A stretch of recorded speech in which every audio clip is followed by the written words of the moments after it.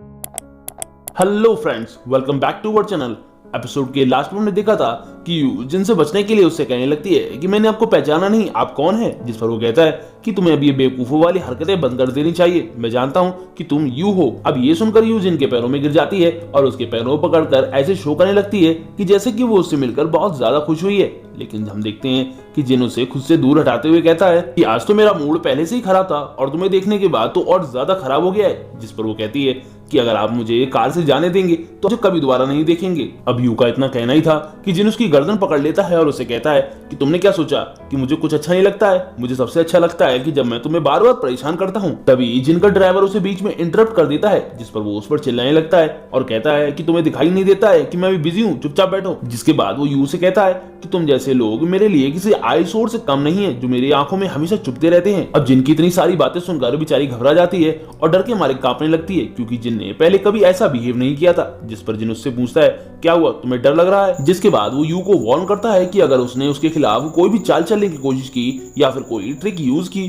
तो वो उसकी जान ले लेगा। अब जिनकी बातें बेचारी यू चुपचाप सुनती रहती है, क्योंकि जिनकी फैमिली शहर की सबसे ज्यादा पावरफुल फैमिली है और उसकी कॉर्पोरेशन पूरे वर्ल्ड में फेमस है। और जिन गू कॉर्पोरेशन का लीडर भी है और उसने अपनी 22 साल की उम्र में ही अपनी कंपनी को टेक ओवर करके उसके बिजनेस को कई गुना एक्सपेंड कर दिया था और पूरी दुनिया में लड़कियां उसकी दीवानी हैं। ये सोचकर तो यू को जिन पर बहुत ज्यादा गुस्सा आता है, क्योंकि वो इसके बावजूद भी उसे बहुत परेशान कर रहा है। तभी हम देखते हैं कि जिन यू के करीब आते हुए यू से कहता है कि इंसान का लालच उसे कहीं और नहीं सिर्फ डिस्ट्रक्शन की तरफ ले जाता है। जिस पर वो कहती है कि मैं कोई लालची नहीं हूँ। अब आप लोग ये सोच रहे होंगे कि जिनको क्या हुआ, ये अचानक से इतना चेंज क्यों हो गया, जिसका जवाब आपको सीरीज के दूसरे एपिसोड्स में मिल जाएगा। इसके बाद जिन यू से पूछता है कि तुम आखिर यहाँ वापस क्यों आई हो। जिस पर वो कहती है कि मैं अपने डैड से रुपए लेने के लिए आई हूँ। जिस पर वो कहता है कि अच्छा, मैं तो भूल ही गया था, तुम तो ये फैमिली की एक मेंबर हो ना। जिसके बाद वो सोचता है कि इसके पास एक नाजायज बच्चा है और इसे लग रहा है कि इसके बावजूद भी इसकी फैमिली इसकी हेल्प करेगी, इसे तो अपने बारे में अच्छे से पता भी नहीं है। जिसके बाद वो आगे जाकर अपने ड्राइवर से कार रोकने के लिए कहता है और चिल्लाते हुए यू को कार से उतरने के लिए कह देता है।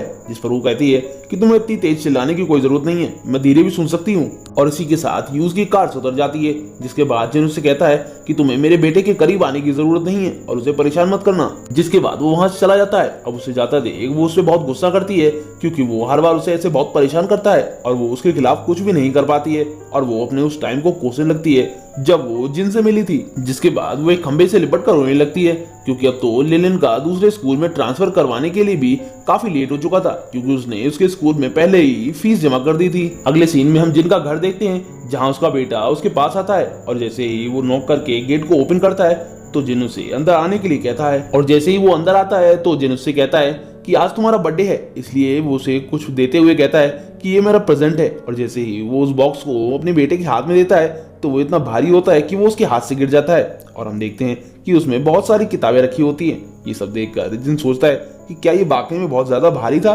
तो वहीं उसका बेटा ये सब देखकर, सामान को देखकर सोचता है कि मेरे डैड क्या पागल हो गए, बट वो उठकर खड़ा हो जाता है और उनको इन सब के लिए थैंक यू कहता है और उसके प्रेजेंट को गिराने के लिए वो उससे माफी भी मांगता है। जिस पर जिन उससे पूछता है कि अच्छा ये बताओ कि आज तुम्हारे किंडरगार्टन में कुछ अजीब सा हुआ, कुछ अलग। स्ट्रेंजर का सुनकर उसको याद आता है कि आज उसे एक लड़का मिला था जो कि बिल्कुल उसके जैसा दिख रहा था, इसलिए वो सोचता है कि क्या मुझे अपने फादर को ये सब बता देना चाहिए। जिसके बाद वो सोचता है कि वो तो मेरे जैसा दिख रहा था, इसलिए वो कोई स्ट्रेंजर नहीं है, इसलिए वो अपने फादर को कहता है कि नहीं, मुझे आज कोई स्ट्रेंजर नहीं मिला था। जिसके बाद जिन उससे कहता है कि चलो कोई बात नहीं, बट अब कल से अंकल याबाओ तुम्हें स्कूल छोड़ने जाया करेंगे। अब अंकल याबाओ का नाम सुनते ही बेचारे को शौक लग जाता है, क्योंकि अंकल याबाओ एक गैंगस्टर हैं और उन्हें देखकर सब लोग घबरा जाते हैं, इसलिए वो अपने फादर को मना करने लगता है। बट जिन उसकी एक नहीं सुनता है, इसलिए उसके बेटे को मजबूरन उसके फैसले को मानना भी पड़ता है। जिसके बाद अगले सीन में हम ड्रामा ऑडिशन को देखते हैं, जहाँ पर कई सारे लोग ऑडिशन देने के लिए आए होते हैं। तो वहीं हम यू को देखते हैं जो एक साइड खड़ी होकर प्रे कर रही होती है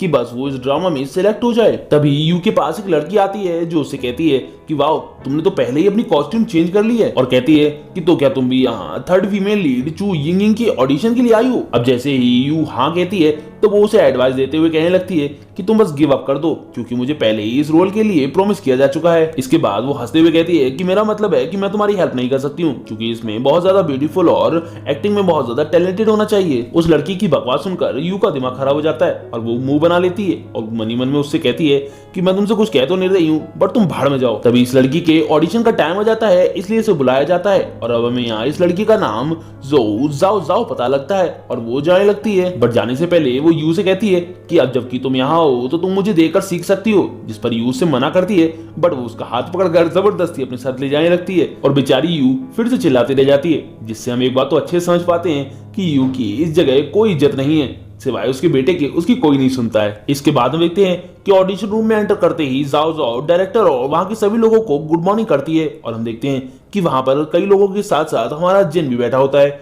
जिसे देखकर यू बेचारी शॉक हो जाती है और सोचने लगती है कि आखिर यह क्या क्या कर रहा है और जल्दी से अपना फेस दूसरी तरफ कर लेती है क्योंकि ये उसके लिए बहुत बुरा था। बट चेहरा दूसरी तरफ घुमाने का भी कोई फायदा नहीं होता है क्योंकि जिन उसे पहले ही देख लेता है और उससे कहता है कि आखिर तुम यहाँ कर क्या रही हो। अब जिन किससे सवाल करने पर वो थोड़ा घबरा जाती है और जल्दी जल्दी में बोलती है कि ओ मिस्टर सिक्योरिटी गार्ड, आप यहाँ क्या कर रहे हैं। अब सिक्योरिटी का सुनकर वहां के सभी लोग हंसने लगते हैं क्योंकि जिनको उसने सिक्योरिटी गार्ड बोला था, इसलिए एक बंदा उठकर खड़ा हो जाता है और हंसते हुए कहता है कि वाह जिन, तुमने तो एक जोकर को हायर किया हुआ है यहाँ जोक करने के लिए, वाह ये तो बहुत अच्छी बात है। अब यू के जवाब पर जाओ जाओ उस पर गुस्सा करती है और उससे थोड़ी ऊंची आवाज में कहती है कि तुम ये कर क्या रही हो। अब ये सुनकर बेचारी और घबरा जाती है। इसके बाद डायरेक्टर उनसे कहता है कि अब जबकि तुम दोनों ही यहाँ हो तो चलो अपनी परफॉर्मेंस शुरू करो और हमें दिखाओ कि तुम कितनी टैलेंटेड हो। और डायरेक्टर के ये कहने के साथ ही ये एपिसोड यहीं खत्म होता है। वीडियो पसंद आई हो तो लाइक शेयर और कमेंट करना ना भूलें। Thanks for watching.